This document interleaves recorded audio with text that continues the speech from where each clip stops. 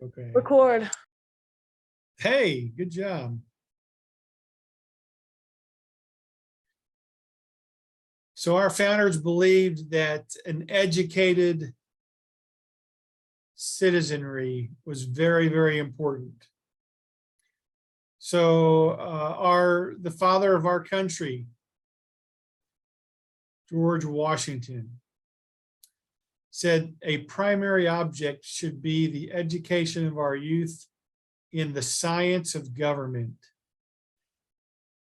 In a republic, what species of knowledge can be equally important?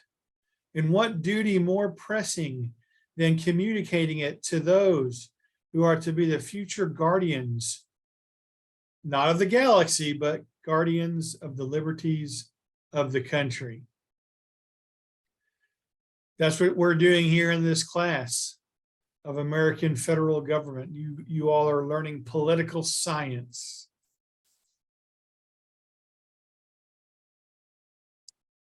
Then Thomas Jefferson. An informed citizenry is at the heart of a dynamic democracy.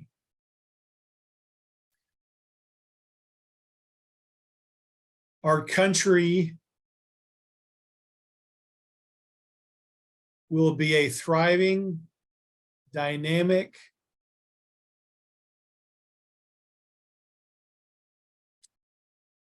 example to other countries of what democracy can be, of what a republic can be, if and only if the citizens are informed and involved citizens in our government.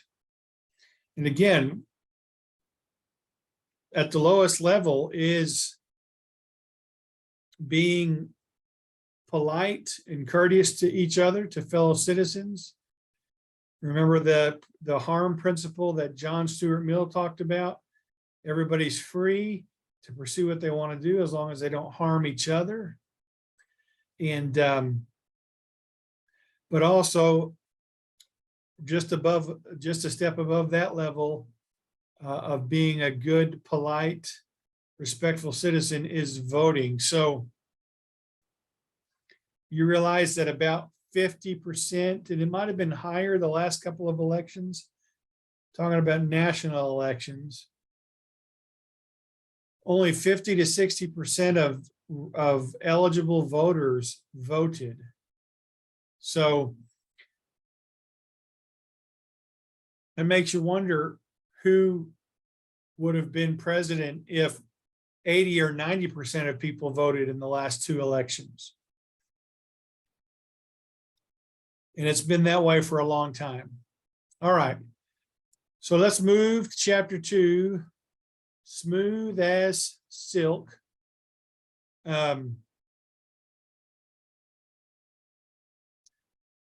What we have here is a map highlighting the 13 original colonies. Because we're moving now,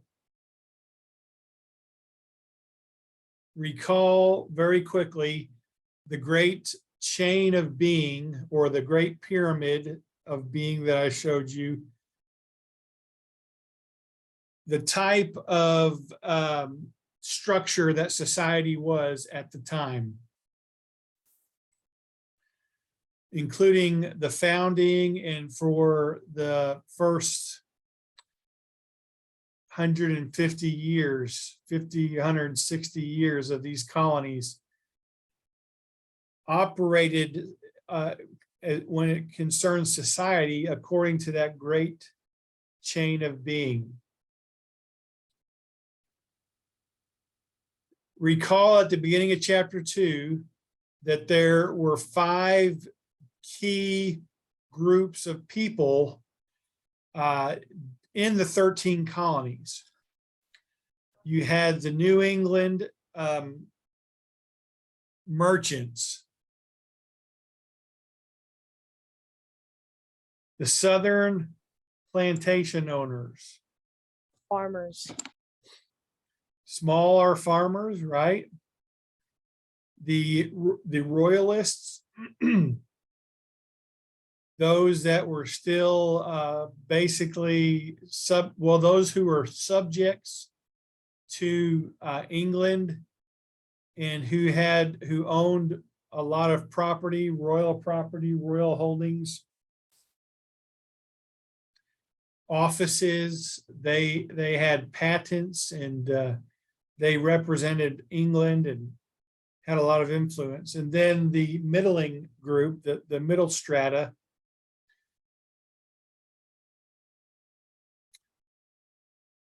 and our textbook points out that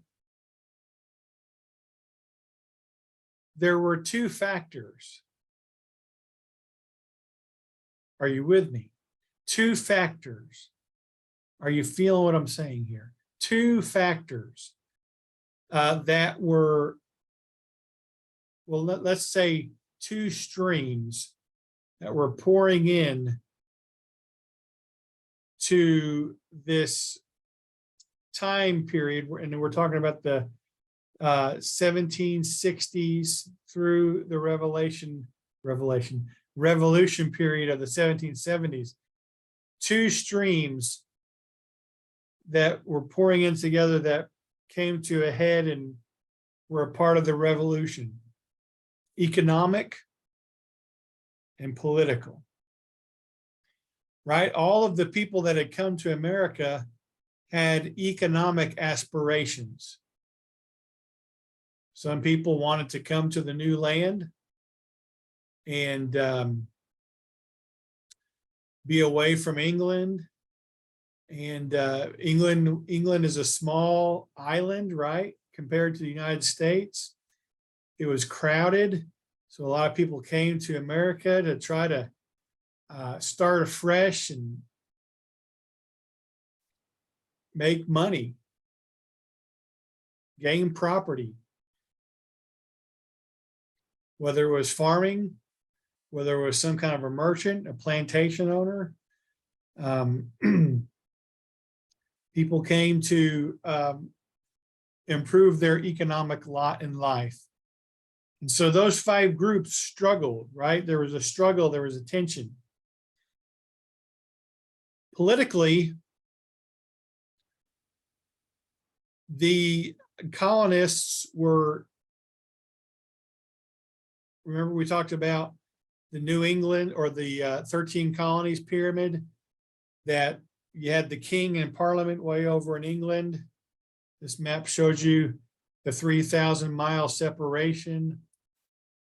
Let me give you a little bit more viewing.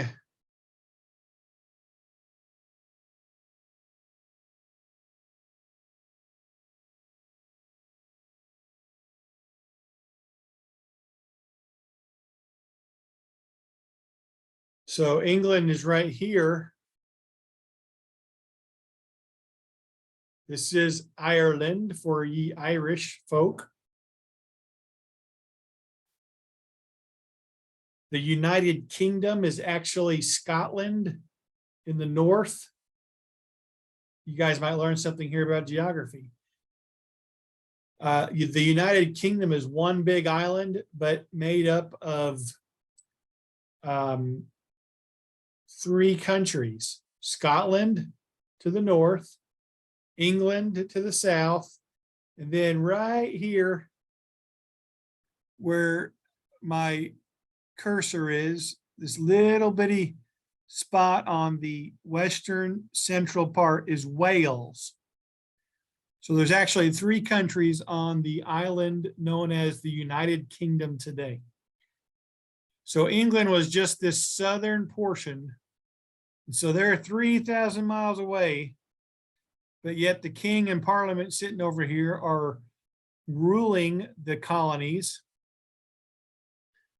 They are ruling by the laws that they make. They are ruling through the governors that they have set up over the colonies. And so there's tension there politically.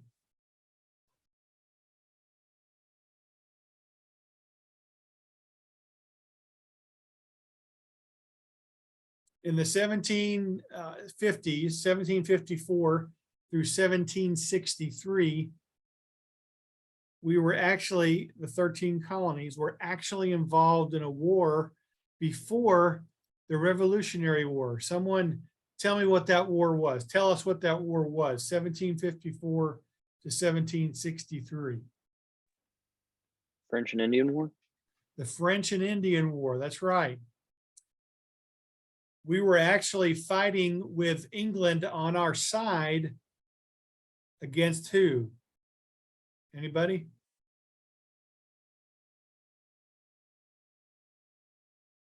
The French and the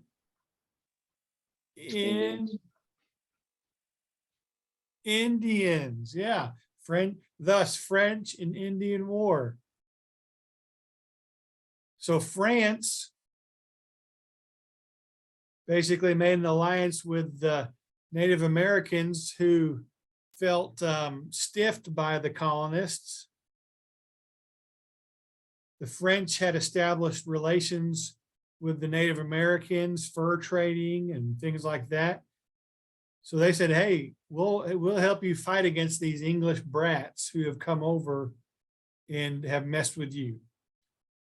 So England, Mother England, and the colonists fought against the French and the Indians. Who was a major general in that war for the United States or for the colonies? General Washington. George Washington, yeah. Before he became president, he was General Washington.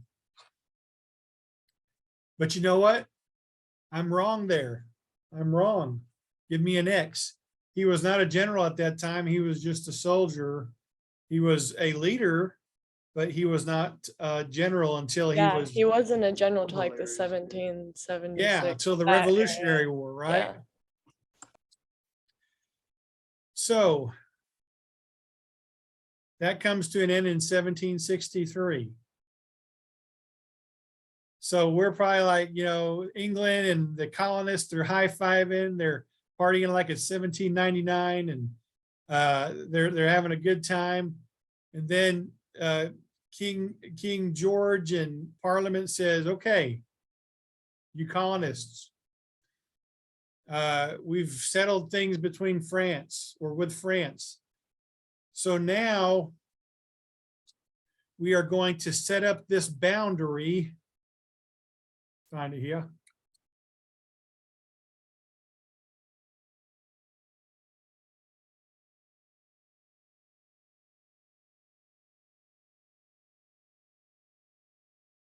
Don't go to sleep.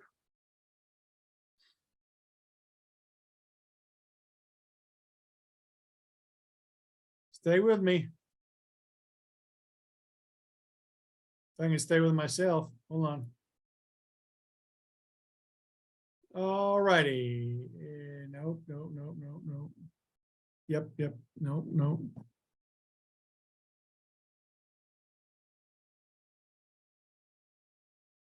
Anybody got a good joke to tell?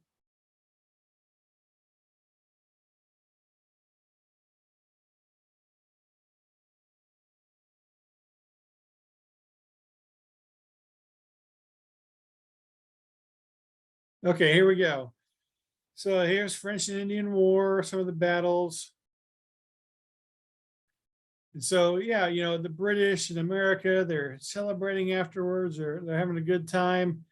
And but they're not seeing eye to eye from the king and Parliament's perspective. Way over in England, they're like, hey, we protected you guys from the French and the natives, and so we had to pay a lot of money to send troops over and supplies to help you, so you should pay your fair share of the expenses. And so since you all needed our help, we're going to keep some of our British troops there in North America so that France doesn't try to do anything else. And so we're going to start taxing you, and it'll help pay for the war and help pay for the soldiers that are staying over. And by the way, we're going to set up this boundary that is basically along the Appalachian Mountains. And what it was called the Proclamation of 1763, right after the end of the war, the French and Indian War. And what it said was, all right, you 13 colonies, stay put. Don't you go west of the Appalachian Mountains. We defeated the French, and that is England's land, yes, but you stay in your colonies. Well, that made the colonists a little angry, because they felt like they should be able to go where they wanted to go. So here's what it looked like during those 12 years leading up to the revolution. You had your colonies. Down here was some more British colonies, territories. This was reserved for Native Americans. This over here, called Louisiana, was Spanish territory.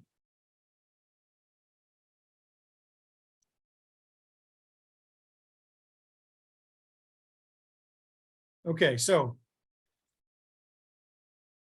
let me go back.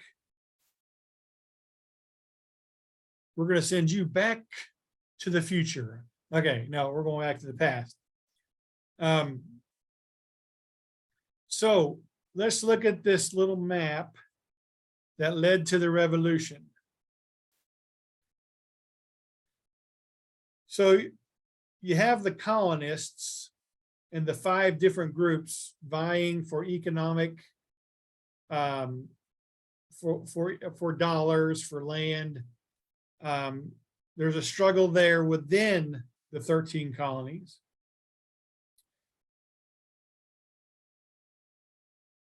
And then you have the British now, who have tightened their control, and they're basically saying no moving out of the colonies, and we're going to start taxing you to help pay for the war. And so 1 year after the Proclamation of 1763, they passed an act called the Sugar Act.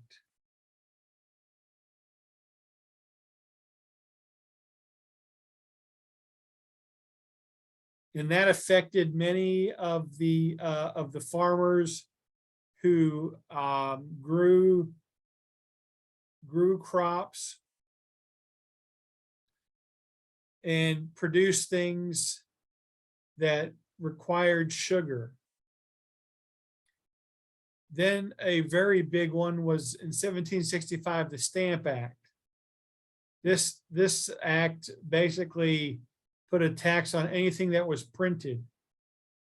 If you wanted to go to your general store or trading post, there was a tax on even playing cards, a tax on licenses, a tax on anything that was printed. So that affected pretty much all the colonists. And that angered them to the point where it was repealed by Parliament way over in England. But Parliament didn't learn their lesson, and they passed some more things like the Townshend Acts. The Tea Act, right, which led to the Boston Tea Party, and then the Coercive Acts, which, if you look at that closely, there's actually 5 different things within these acts, also called the Intolerable Acts. So they were taxing the colonists like crazy. But remember, they had left some soldiers back here in North America, kind of like babysitters, right? Or the old Vin Diesel movie, The Pacifier, right? He was like a hired babysitter, this muscular guy, almost as muscular as me. So the Brit, y'all can laugh at that. I'm not that muscular anymore. But anyway, the soldiers left behind, there were some problems. In 1770 in Boston, some of the Boston citizens started to heckle some of the soldiers, throw rocks at them.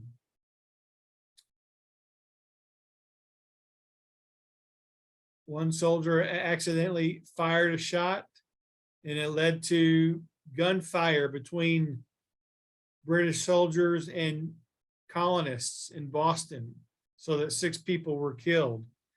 Now, think about that, 6 people, but they called it the Boston Massacre. I think I have an assignment on it, or maybe not anymore, about it being fake news back then.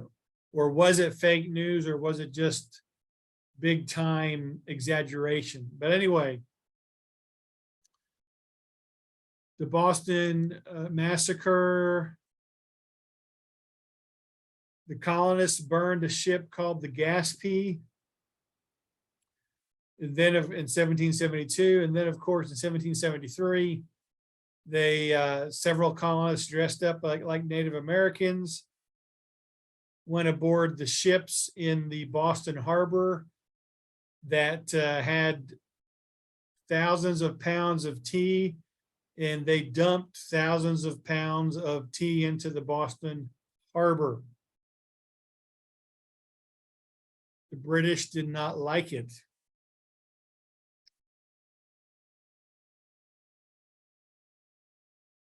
And so you would think the British would have learned about all the problems with these taxes back here, but what do they do after the Boston Tea Party? Oh, let's pass some more acts.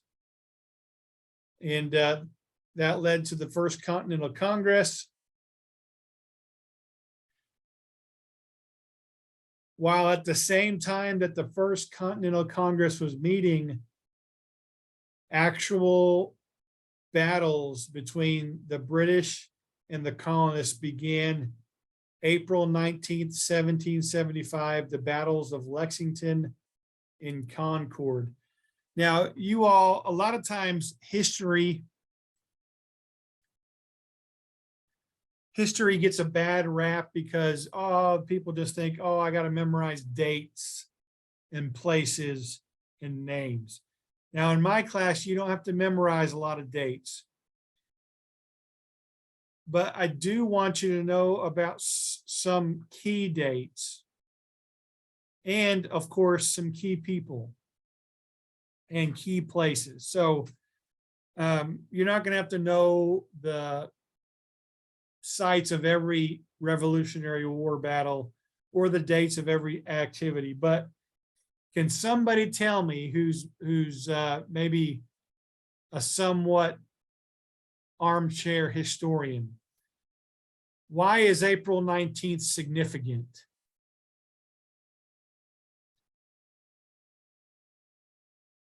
Bueller, Fry. You guys know that movie? Ferris Bueller's Day Off, classic 80s teen John Hughes Chicago-based movie.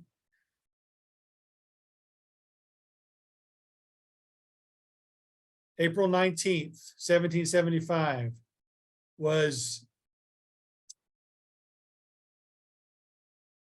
also the date in 1993, April 19th, when a religious cult in Waco, Texas, called the Branch Davidians After 80-something days of a standoff with government officials, set their compound on fire, and over 70 people, I believe, were burned to death. The cult leader named David Koresh and all of his followers, including many children. April 19th, 1993. 2 years later, April 19th, 1995, something significant happened in Oklahoma. Anybody? The bombing? Yes, the Oklahoma City bombing. Timothy McVeigh, who was the co-conspirator with Terry Nichols, left a U-Haul filled with about 1,600 pounds of fertilizer and explosives in front of the federal building. But he picked April 19th because of the Waco thing, which he was down there and he was very angry. He felt like the government had oppressed those people. But also April 19th, 1775, the British are oppressing us. And so the Minutemen start coming out with their guns and start to snipe the British soldiers in Lexington and Concord. So April 19th is very, very key in American history. Now, the thing that happened in Waco was kind of just a fluke that it happened on April 19th, because unless David Koresh knew about it, but that's a key date that you need to know, especially for the American Revolution period. All righty, so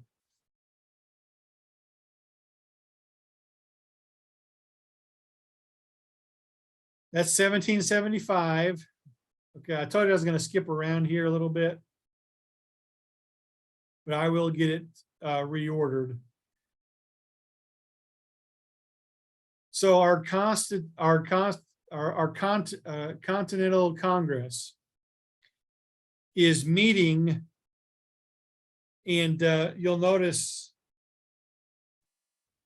if you have your textbook,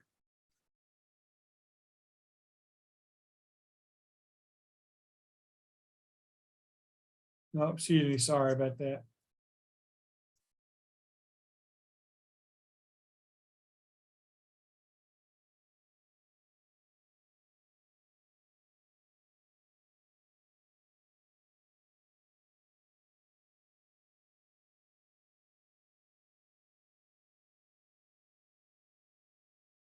By this time, excuse me, by this time, 1776, there was a Second Continental Congress.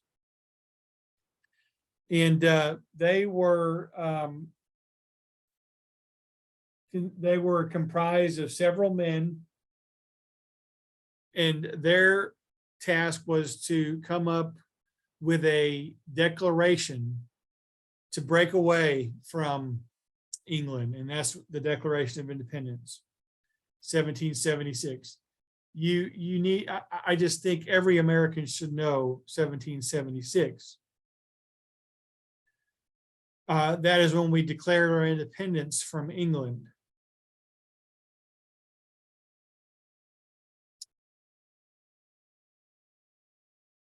Anybody know what date the declaration was signed?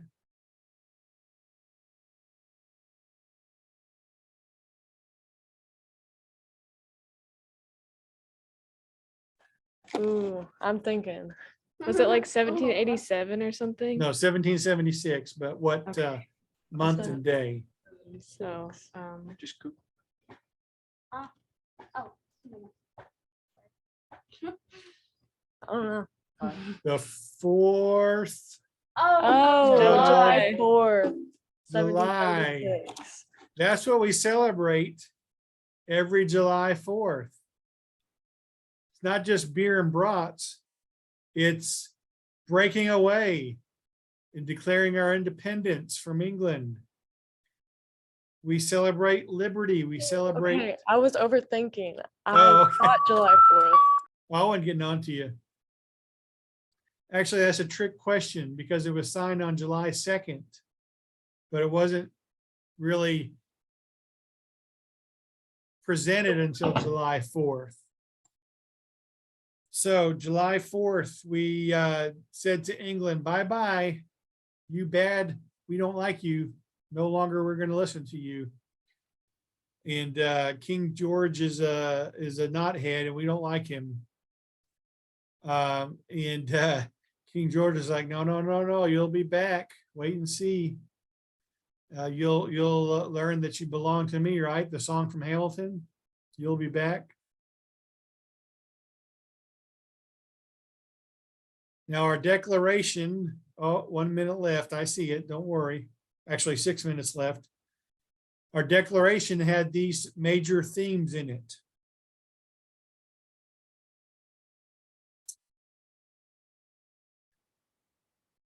And as you know, it begins with the statement that we hold these truths to be self-evident.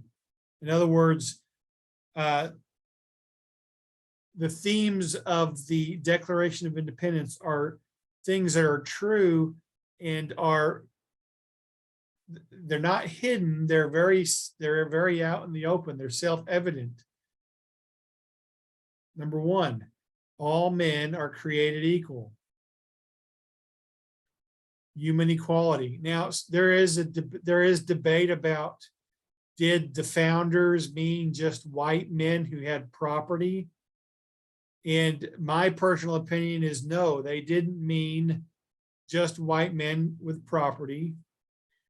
They didn't mean just white people in general.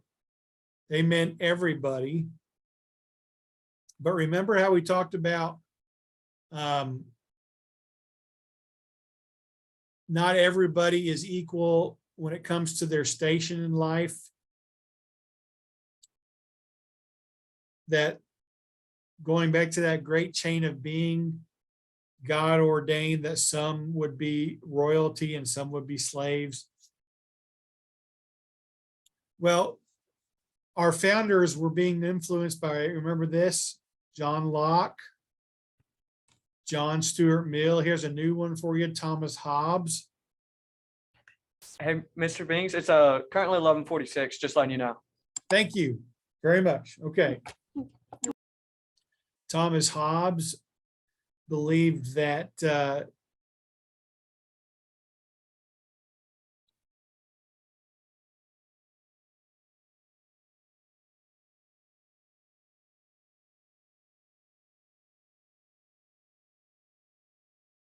Thomas Hobbes believed that the strongest passion that people have is, or the strongest part of human beings, not reason, but passion. People are emotional, right? They go on their emotions. And the strongest passion that we can have is fear, especially the fear of being violently killed. And so this leads to the formation in human beings of a right to preserve ourselves, self-preservation. And so Hobbes felt like government should be based on the principle that human beings want to preserve themselves, to protect themselves. So that was a part of the founders' thinking. And then that government should be a social contract, a contract between the people and their leaders. People choose to give their leaders, and thus government, power, but it's not power to rule with a dictator-like authority or to be oppressive. It is a power to protect the citizens, right? That principle of Hobbes, we have a right or an inclination to protect ourselves. So we choose our leaders, we give them the right to rule over us, but their responsibility is not to be oppressive leaders, but to promote and protect people and their rights. And so while the founders definitely knew that there were property owners, there were slaves, there were women who could not have property, there were Native Americans. Ultimately, they believed that God had created all people equal. And so they encoded, they declared this in the Declaration of Independence. And then when the Constitution was written 11 years later in 1787, our Constitution with the Bill of Rights then encoded this or set up laws to promote this founding truth of human equality. All right, I'll have to stop there because it is 11:50. Are there any questions, comments? No, sir. Have a great Wednesday. And a great Thursday, sorry, named after Thor, right? Did you know that? Most of our days are named after Roman or Greek or mythological people. Saturday named after Saturn. So tomorrow would be Thursday. So watch a Thor movie, but don't watch Love and Thunder. That stunk. I just couldn't stand it. It was the worst Thor movie of them all. You can go if you guys want to. You don't have to stick around and listen to me prognosticate about Thor. I have a question. Oh, Yes. Your office, it's on where is it? Okay, so it's right before the ark. I'll just do it. You'll see a door that's closed that has I know. I believe the number 1314 on it. Lipstick on them every day. And underneath that, it says Making time. 1315, 1316, and 1317. I'm in 1315. Okay. About to be real All right, southern here in a thank you. second. All right, guys, you're welcome. We'll Bye. see you later.